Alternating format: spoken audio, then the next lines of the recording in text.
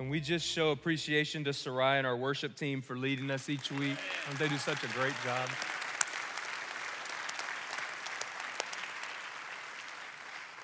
Well, today we're starting a brand new series called Follow, and today I'm going to go ahead and tell you that this message today that I'm going to be bringing is introductory, okay?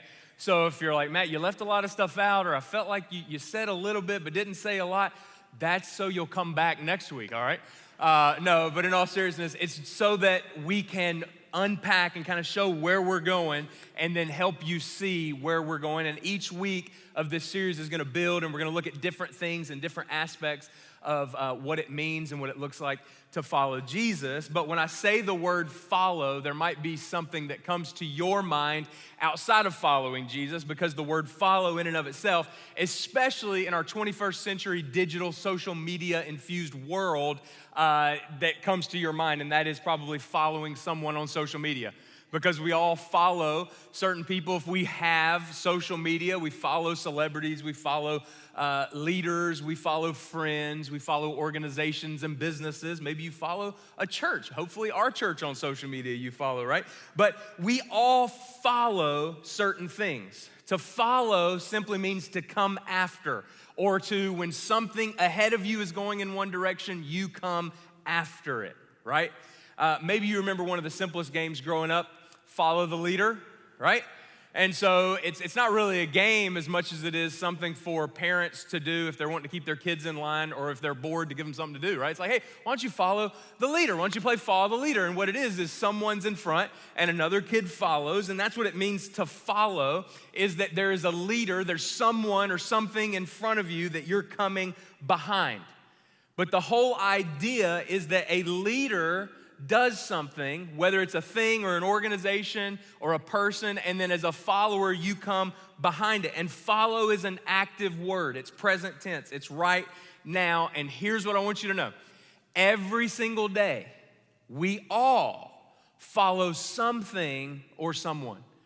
Every single day, we all follow something or someone. And again, back to kids, we know this is true because have you ever had, if you have grown kids or if you've got younger kids and they come home and they do something, what do they oftentimes say? They say, well, my friend did it, right? Well, I saw my friend do it, and so what does that show you? That they were following. And so then you've probably used the phrase, well, if your friend jumped off a cliff, would you do it too? And they sarcastically say, yeah, all right. Like we all know what it means to follow. It means to come after someone. This morning as you were driving here, if you drove here or if you walked here, there was someone in front of you, okay, likely, and you were following them whether you realized it or not. If you've ever not had GPS and you've been driving somewhere and the traffic's bad and you try to detour, you better hope there's someone in front of you that knows where they're going or you're gonna get lost, right? We understand what this word follow means. We all follow something or someone every single day, and we do it for different reasons and different motivations. We follow sometimes to fit in and be accepted. So we do certain things that other people are doing for the purpose of fitting in and being accepted. Sometimes it's because we want to please someone. Well, I'll follow what you say, not because I agree with it or I want to do it, but because I just want to make you happy. Sometimes we follow certain things and do certain things certain ways because it's what we were taught growing up. Sometimes we follow certain things because there's something in it for us. There's lots of reasons why we follow certain things or certain people. But the question for this series is, when it comes to the most important thing of life, who or what are you following? And specifically for this series, are you following Jesus? It's that question that you and I should ask, and it's a question that we should ask because for 2,000 years, countless numbers of people have been following Jesus. And the question that we should ask after, are we following Jesus, is why is that the case? Like, why is it the case that for over 2,000 years there have been people like you and like me that have been following a man that is not currently living in the flesh on earth anymore? Like why? And why, it's not just why are people believing in him, why are people learning about him, but why are people following him? And the reason is because though he's not currently walking in the flesh on earth, he is alive. See, that's what last week we focused on, was the resurrection, that Jesus is alive. And because he's alive, that changes everything for you individually, for me, for all of us, for all people, but it should change how we live and who we follow. Because the resurrection alone explains why you should be still following Jesus today and why people have been. There's no other explanation as to why the movement of Jesus' followers continued after the first century, other than the fact that he's alive and that he rose again. Because remember, we talked about this last week. His followers in the first century, his disciples, people that claimed the name of Jesus, they were willing to die for being willing to follow Jesus. And the only explanation for why they were willing to die is because they had seen something with their own eyes, and that was that Jesus was alive and he had risen again. It makes no sense to die for a dead man. It only makes sense to be willing to be persecuted and to die a martyr's death in the first century. If you're like, hey, you're telling me to bow down to Caesar, you're telling me to recant my faith, but I can't. Well, why can't you? Why are you willing to be killed right now? Because I saw a man die and rise again, and that changed everything for me, and so I'm going all in. You can stone me, you can burn me, you can crucify me. I'm not giving up Jesus because I saw him alive. He's changed my life, and that has changed everything for me. That's the only explanation for why people have been and are still following Jesus. And because Jesus rose from the dead, we can trust what he says. Because when somebody rises from the dead, you just kind of go with whatever they say. Because it doesn't happen every day, right? And Jesus says if you will believe in him, you will find life in his name. But here's where this series is going, and here's what I want you to focus on. Jesus didn't just tell us to believe in him. Believing is so important. That's what we focused on last week. He wants us to believe because by believing you will find life in his name. But Jesus wasn't simply focused on getting people to believe in him. He wanted people to follow him. I mean, have you ever thought about why Jesus didn't just drop out of heaven 2,000 years ago?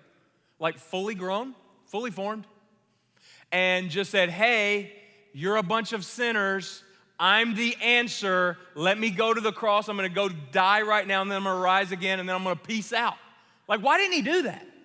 Like, why did he come in the form of a baby, live for 33-ish years on this earth, teach all these messages, have all these followers, have all, like why the drawn out process when he could have just done it really quickly, right? It's an interesting thought. But the answer is because he wanted us, and in part at least, is that he wanted us to know what it looked like to follow him. And he wanted to gather followers while he was on earth because he knew he was going back to the Father in heaven, and he needed to have some followers on here to continue the movement that he had started, this movement of followers of Jesus. And it's what people believe matters. Believing in Jesus matters, but Jesus didn't just come so that people would believe in him. He came so that people would follow him. And he invited people to follow him. It was a simple invitation. It's an invitation that he gave 2,000 years ago while he was on this earth, and it's an invitation that he still gives to people like you and like me some 2,000 years later to follow him. And that invitation he gave first before his resurrection. But now that we're on the other side of his resurrection, why would we not follow Jesus. He's given us every reason in the book to follow him, the greatest in the world being that he rose from the grave. And if you've ever wondered, well, the resurrection happened, what an amazing high point. What do I do with that now? Do I just believe and then live however I want to, and then I've got, my card to get into heaven now when I die? No. He invites you to something so much greater than that. He invites you and me to follow him. He doesn't want you to go through your life simply believing that he exists, or even believing that he died on the cross and rose from the grave, and so you have this hope of eternal life. He wants something more for you, and the more that he wants for you and the more that he wants for me is to follow him. So throughout this series, we're gonna talk about what that looks like, how to follow him, and what it means and why it matters. But for the rest of our time this morning, I just want us to see two things. I want us to see who Jesus invites to follow him, and then briefly we're gonna see how you actually follow him. Who Jesus invites to follow him and how we can actually follow him. So to do that, I wanna just look at two of the earliest instances of Jesus calling people to follow him. Who is it that can follow Jesus? If you're in this room, can you follow Jesus? If you're watching online, can you follow Jesus? Who is invited to follow Jesus? Well, let's look at that. We're gonna start in the book of Matthew, in Matthew chapter 4. It's one of my favorite books, it's a great name, Matthew. Starting in chapter 4. And we're going to see what qualifies someone. Who can follow Jesus? Matthew chapter 4, starting in verse 18. Here's what we read. While walking by the Sea of Galilee, he, being Jesus, saw two brothers, Simon, who is called Peter, and Andrew, his brother, casting a net into the sea, for they were fishermen. And he said to them, "Follow me, and I will make you fishers of men." Immediately they left their nets and followed him. Short and sweet, Jesus just offers an invitation to these guys he's presumably never met before and just says, "Follow me." Jesus is walking literally in the flesh by the Sea of Galilee, and he says, "Come, follow me." He sees these guys, he says, "Come on, I'm going this way, follow me," which means, and we've already said this, and you're smart, you already knew this, that when someone says follow me, that means they're going in one direction and they want you to follow behind them. Follow the leader, right? Jesus says, "Come, follow me." It was an invitation. Now, it wasn't as random as it seems, because rumors were already circulating about who this Jesus is, who this Jesus was. And he was known as, were many people in this time, as a rabbi, which meant as a teacher, okay? And rabbis or teachers at this time had what they called disciples or followers. And they would invite people to come and to follow them. And what it meant was not come to a class where I teach you a few things, but to be a follower or a disciple of a rabbi meant that you went and basically apprenticed with them. You lived with them. You went where they went. You walked where they walked. You worked what they worked. You were not just trying to learn what valuable lessons they had to teach, but you wanted to watch their life. You wanted to embody what it was that they did and how it was that they lived.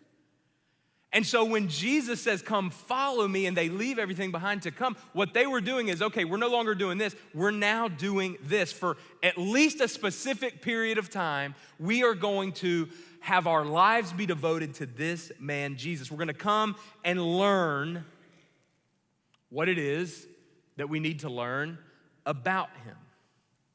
And notice who it is that he calls to follow him.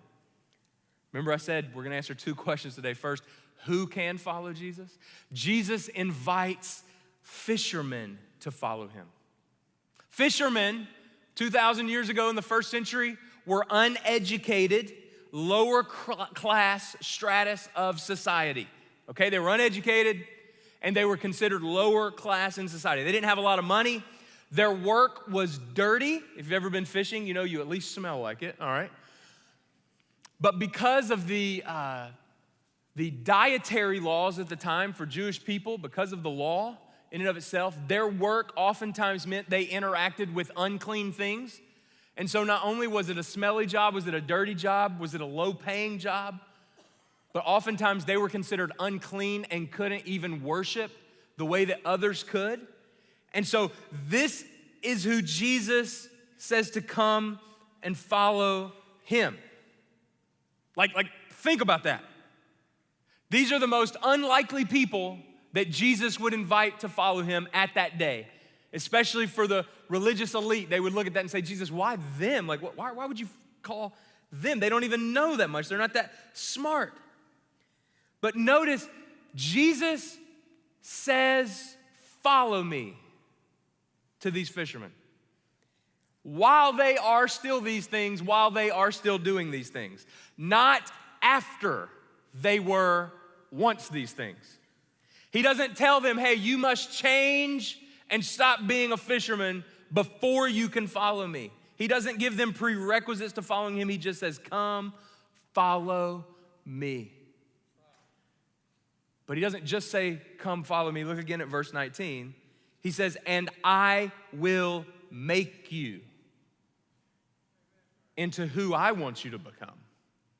Not, hey, I need you to get your act together and then you can follow me. No. Hey, just come follow me. Just come spend time with me. Just come be with me. And then Jesus says, and I will make you into what I want you to become. In your following, I will work on your heart. I will work on your beliefs. You just follow me, watch me, spend time with me, get to know me, and it'll transform your life. And then a few chapters later, just to punctuate that this is who Jesus was after following him and who he was inviting to follow him. And if you wondered, well, am I excluded or can I be a part of who Jesus is inviting to follow him? Look at what happens in Matthew chapter 9, starting in verse 9. As Jesus went on from there, so he's already gathered a few followers, all right? He saw a man named, great name, Matthew, sitting at the tax collector's booth. Follow me, he told him. And Matthew got up and followed him.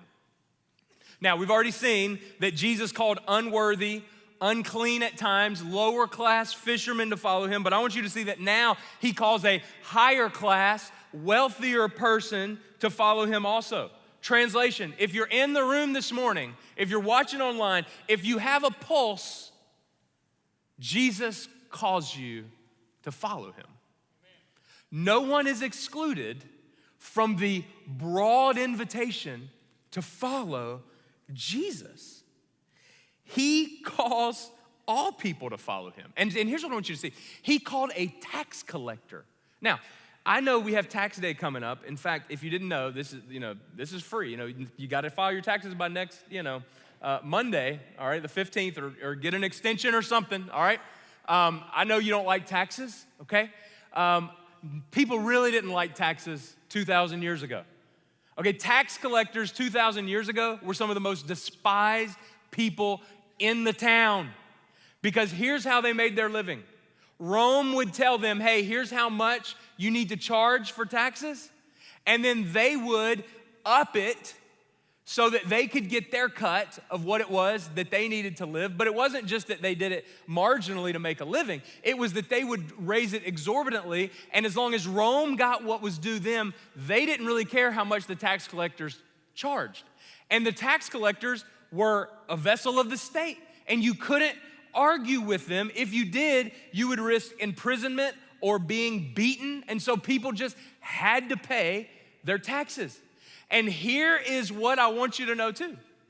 Unfortunately, for Matthew, he was not just a tax collector. He was a Jewish tax collector.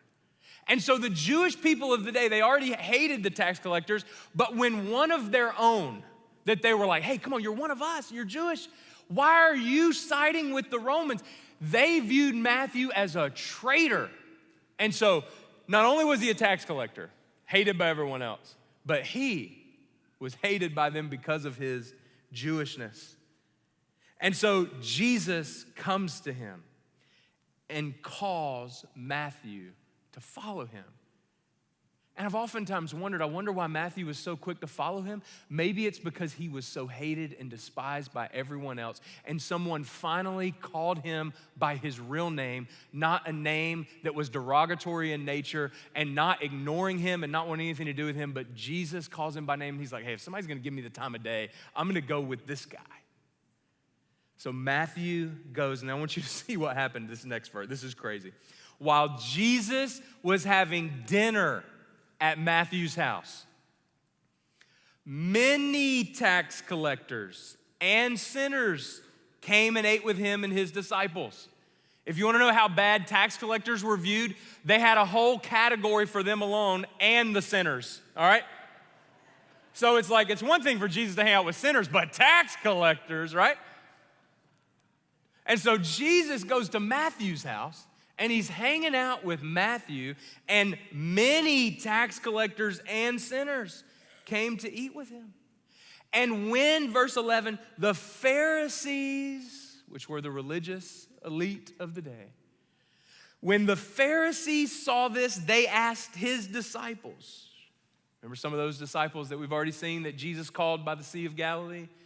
They asked some of the disciples, hey, why does your teacher or rabbi eat with tax collectors and sinners? Because to eat with someone in a first century culture was the most incredible thing you could do for someone.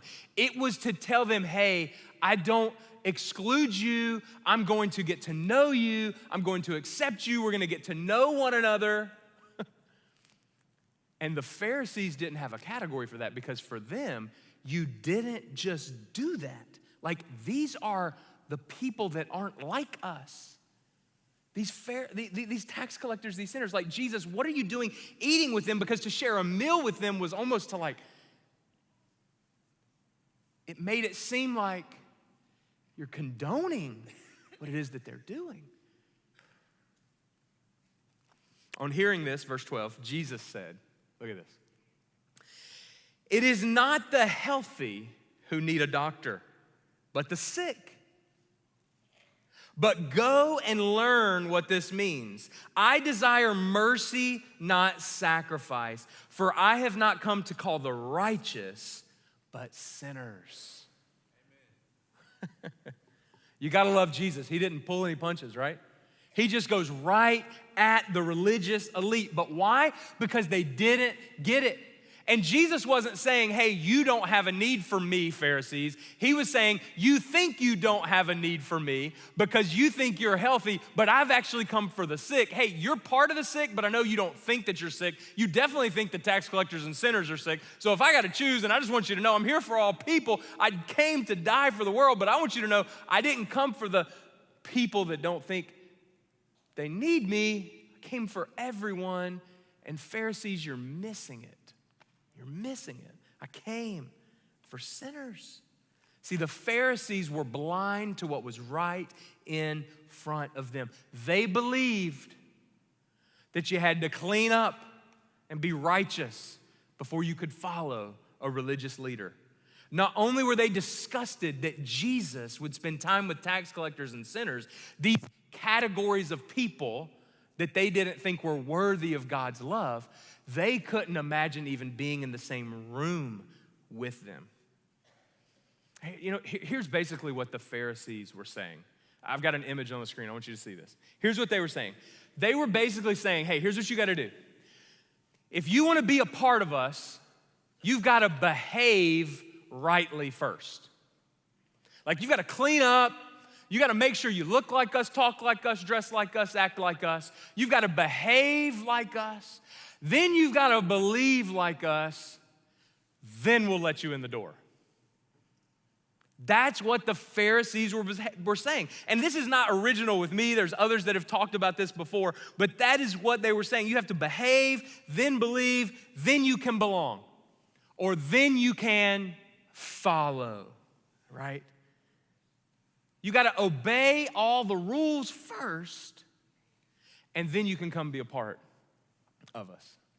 And here's the thing. Unfortunately, this whole idea of what it means to follow and be a part of following Jesus, unfortunately, many churches have fallen into this same type of belief. Hey, you gotta get your act together. Let's make sure you know all the things you cannot do before we're gonna let you feel comfortable and be a part of who we are. Where I grew up, I was a part of places like this. And what happens when you're a part of churches like this, or you're around people that believe like this about when it comes to following Jesus, there's a whole lot of judgment and not a whole lot of grace. There's a whole lot of judgment and not a whole lot of mercy, which isn't it interesting that Jesus said in verse 13, I desire mercy. There's a whole lot of legalism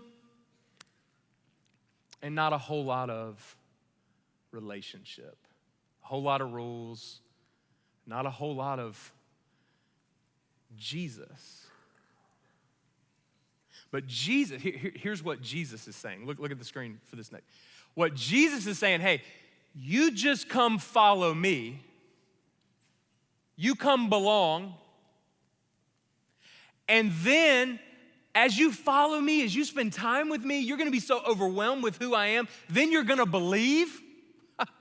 And then it's not about you behaving or following a set of rules or trying really hard on the outside to look like something. He's saying, if you will come follow me, belong with me, I will let you belong, I will help you come to believe, and then he will make you into something. Because Jesus is not interested in you looking good on the outside. He's interested in transforming your life on the inside. And as he transforms your life on the inside, you will become like him, which is his goal for every single person's life. That we would believe in him, yes, but we would follow him, and as we follow him, he will make us into who he wants us to come. And you know something that I love about our church is that we're not that first type of churches that maybe even I grew up in and maybe you were familiar with. We're that second type. I really do believe, and this was the case before I got here, we're a type of church that says to people, hey, you can belong with us and come follow Jesus before you believe or act like us. And I just want you to know that's a good thing. Like, that's a Jesus thing. That's where I'm leading us to go. And what I love is that that's already who we are.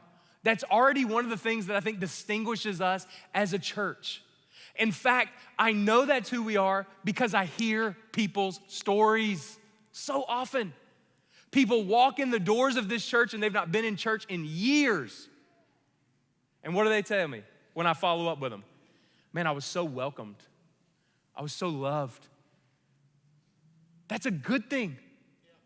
Because you know what that tells me? Is that they didn't walk in and somebody checked them at the door and says, hey, you don't look like us. What are you doing here?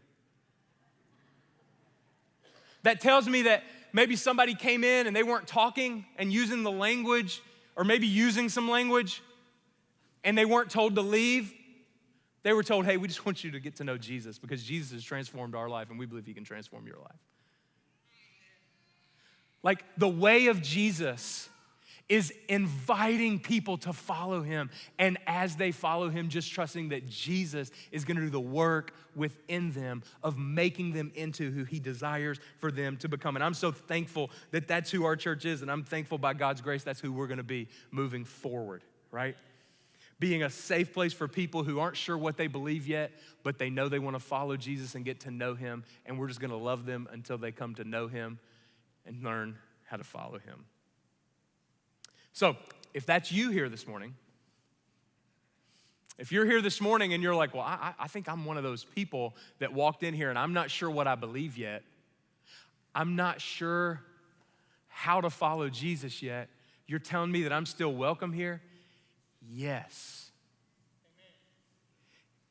If I said you weren't, then I would not be following after Jesus' model of calling people to follow him.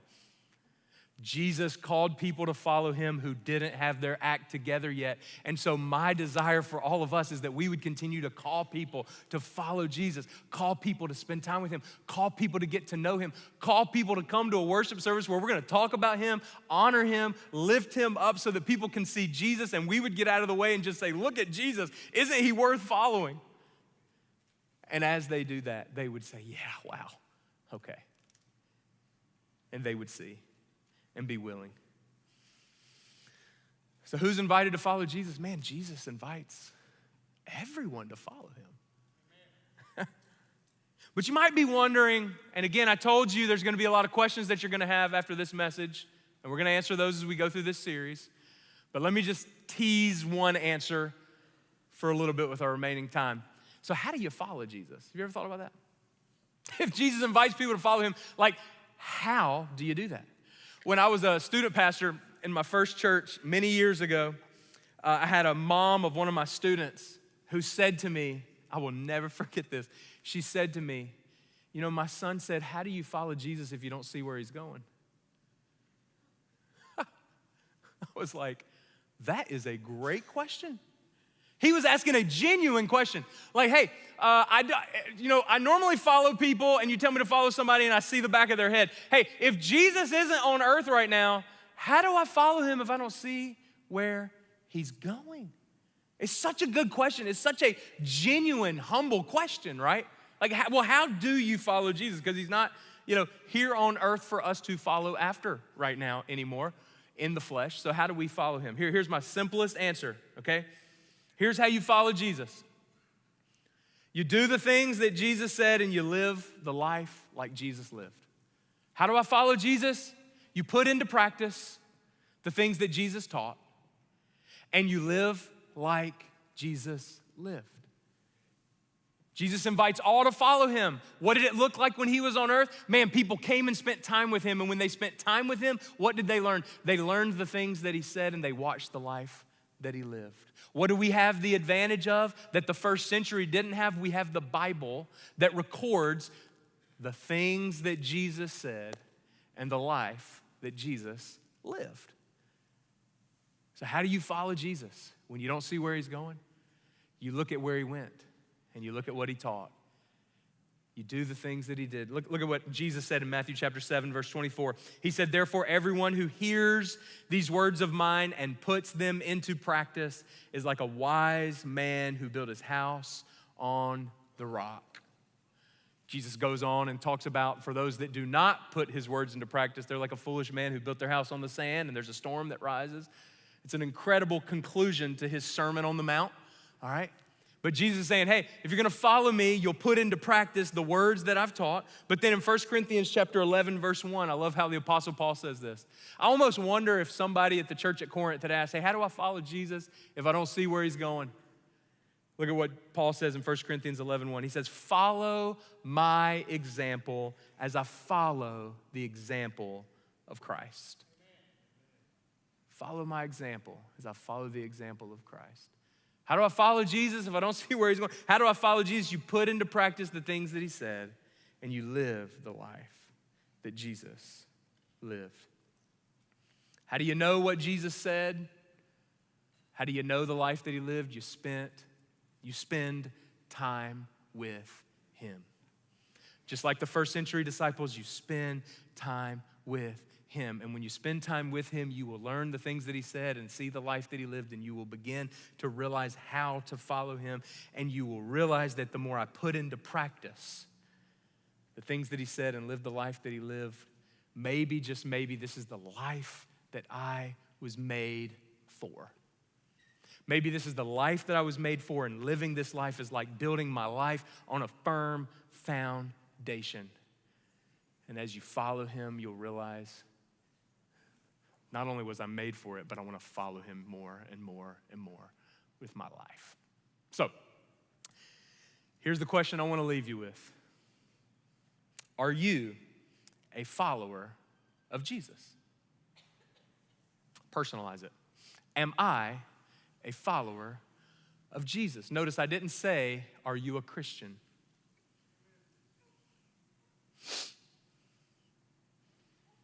There's a whole lot of people that would say, oh, I'm a Christian. I prayed a prayer many years ago. I believe in Jesus. That's not what I'm asking. Believing is important. Believing is everything. If you believe, you will have life in his name. We talked about that on Easter and for 7 weeks leading up, right? Belief is the key that unlocks the door to eternity. Absolutely. But I'm not asking you, are you a believer? Are you a Christian? Because there's a whole lot of people that are believers or Christians, but they don't follow Jesus. So what I'm asking you as we start this series is to ask yourself a question. Am I a follower of Jesus? And then as we go throughout this series, I want you to keep asking yourself that question. And we're going to look at different aspects of what it looks like to follow Jesus. And my prayer is that many of us in this room would say, yes, I'm a follower of Jesus. Or, man, I want to be an even more devoted follower of Jesus. Or, hey, I've not been a follower of Jesus. I've just been a believer, and I've been living my life however I thought it was okay to be lived because, man, I didn't know that I needed to, live for Jesus because that's what he desires for me. Not in a legalistic sense, but because he loves you and he wants to invite you into what you were made for, and you were made to follow him. And I pray there will be many here that have come and they've kept coming because they felt welcomed and loved, and they will realize that they can believe and they can become a devoted follower of Jesus as well. So follow. It's going to be fun. I'm excited. I hope you are too. Let's pray. Heavenly Father, I just pray right now for everyone in the room, everyone watching online, that may be wrestling with following you. God, I pray that we would all see that anyone and everyone that we come in contact with is a candidate to be invited to follow Jesus. And Lord, would we as a church continue to be what we've been long before I got here? A church that invites people to follow. Father, if there's anyone here this morning that needs prayer or needs just a hug or needs affirmation that they are in the right place, or just is not sure about what they believe, but they're glad they're here, or maybe they're ready to make a decision and they're saying, hey, I know I'm at the right place, but I'm ready to believe. Can you help me believe? Can you help me trust in Jesus or make a decision to follow him more? God, I pray that during this next song, as there's leaders here at the front, would whatever is on someone's heart right now, if they need prayer or need encouragement, would they just get out of their seat and come find that from someone who's been following Jesus for a while and wants to just help them. God, we thank you for how good you are, and we thank you that we can trust you. In Jesus' name.